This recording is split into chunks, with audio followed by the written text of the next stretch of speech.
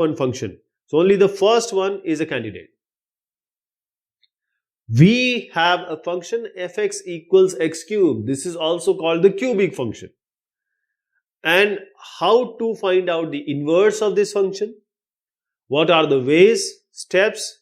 So we have y equals x cube. Fx is y only. We are going to plot this fx equal x cube. So we will then, when we plot it, then we will try to find out the inverse also. So always while plotting, we always take the value which are near to the 0, 0 origin. So when we put x as -2, y will be -8. So -2 if you put, you get y as -8. If you put -1, -1, -1, -1, multiply 3 times, you get -1. If you put 0, it will be 0. 1, you put 1 cube is 1 only. 2 cube is 8. So this is a cubic function, and these are the coordinates, x and y coordinates. These are the x and y coordinate, and you just have to plot this. This is the plotting. For example, the first plotting is -2 and -8. X is -2, and 1, 2, 3, 4, 5, 6, 7, 8. Let me mark one more. So this is approximately -8. So this is -2, -8. This is -1, -1. This one is 0, 0, of course. This is +1, +1. And this is 2, and this is 8. X is 2, y is 8. So this is the function when we plot x cube. Now let us come to the inverse. First we have to check whether it is 1 to 1 or not. We will do the horizontal line test.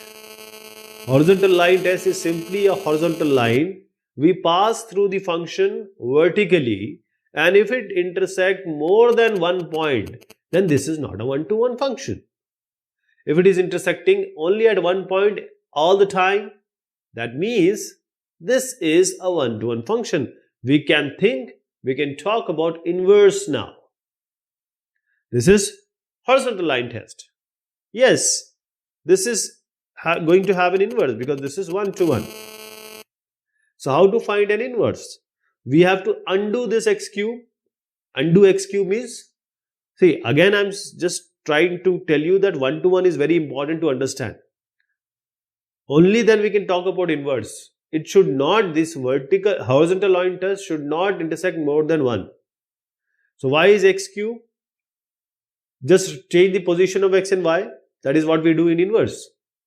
Basically, you have to find out the cube root of y. Means cube root of the value. So fx or y, I'm changing the position of x and y. That is what we do in inverse. Take the expression, write y, x in terms of y, and now change the position of x and y. Because range is going to be domain, domain is going to be range. So you are essentially changing the position of x and y. Okay. Now you have to find out, every time you have to have a function fx. Fx is y. So here f inverse x is y only, which is going to be cube root of x. This is the inverse function. Now what we do is, same way, we are going to put the value of x and try to find out the value of y. Put x as -8. -8, that is -8 to the power 1 by 3.